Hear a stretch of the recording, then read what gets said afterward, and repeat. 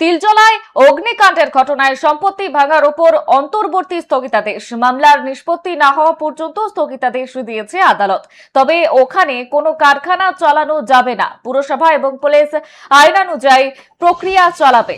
মামলার পরবর্তী শুনানি 22 জুন। আপাতত তিলজলায় বুলডোজার দিয়ে বাড়ি ভাঙার ক্ষেত্রে স্থিতাবস্থা বজায় রাখার নির্দেশ কলকাতা হাইকোর্টের বিচারপতি রাজা বসু চৌধুরীর। আদালতের তরফে জানিয়ে দেওয়া হয়েছে যে অংশ ভাঙা হয়েছে সেটির অবস্থা যদি বিপজ্জনক হয় সেক্ষেত্রে বাড়ির মালিকের সঙ্গে আলোচনা করে ভাঙতে পারবে পুরসভা। তবে আইন মেনে সমস্ত পদক্ষেপ করতে হবে পুলিশ এবং পুরসভাকে। বিচারপতির পর্যবেক্ষণ, একে তো ওই বহুতলের কোনো স্যাংশন প্ল্যান দেখাতে পারেনি মালিকপক্ষ, আবার ওই বাড়িটিতে ঠিক কি ব্যবসা হতো সেই সংক্রান্ত নথিও দেখাতে পারেনি মালিকপক্ষ। তাই আপাতত কোনো ব্যবসা চালানো যাবে না। এদিনের শুনানিতে বেশ আশঙ্কার সুরে বিচারপতি জানিয়েছেন, মাশরুমের মতো অবৈধ নির্মাণ হচ্ছে, এটা বিপর্যয় ডেকে আনবে। এই মুহূর্তে যে খবরের দিকে আমাদের নজর রয়েছে, তিলজলায় অগ্নিকাণ্ডের ঘটনায় বড় সড় আপডেট আপনাদের এই মুহূর্তে দিচ্ছি। সম্পত্তি ভাঙার উপর দেওয়া হয়েছে অন্তর্বর্তী স্থগিতাদেশ, মামলার নিষ্পত্তি না হওয়া পর্যন্ত স্থগিতাদেশ দিয়েছে আদালত।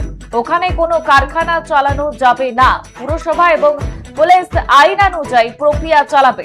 মামলার পরবর্তী শুনানি 22 জুন। এ বিষয়ে নওশাদ সিদ্দিকী তিনি ঠিক কি জানিয়েছেন শোনাবো। স্যার দাঁড়িয়েছিলেন। বিকাশ স্যারকে কালকে রাত্রে আমি কালকে সন্ধ্যায় আমি কোর্টে এসেছিলাম।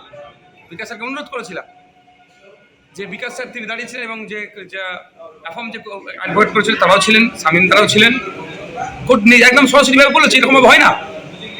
2024 12 নভেম্বর সুপ্রিম কোর্টে একটা অর্ডার আছে জাস্টিস গাভাই স্যার এবং বিশ্বনাথ স্যারদের অর্ডার আছে। সেখানে সরাসরি অনেক কটা গাইডলাইন দিয়েছে এই ক্ষেত্রে, বুলিয়ারের ক্ষেত্রে, এবং বলা আছে 15 দিনের কম, মানে একটা টাইম পিরিয়ড 15 দিনের। সে 15 দিন দিয়েছে। এখানে এই অন্যায়কে আমরা বরদাস্ত করবো না। গণতন্ত্র রক্ষার লড়াই, গণতান্ত্রিক প্রক্রিয়ায় মাঠে ময়দানে লড়াই করবো, আইনি লড়াই কোর্টে গিয়ে লড়াই করবো। 1 ইঞ্চি জায়গা ছাড়বো না। নতুন সরকার এসছে, পজিটিভ কাজ করবে যেগুলো সেগুলো স্বাগত জানাবো। যেগুলো অন্যায় কাজ করবে তার বিরুদ্ধে গণতান্ত্রিক প্রক্রিয়ায় প্রতিরোধ করবো, গণতান্ত্রিক প্রক্রিয়া এবং আইনি লড়াই করবো।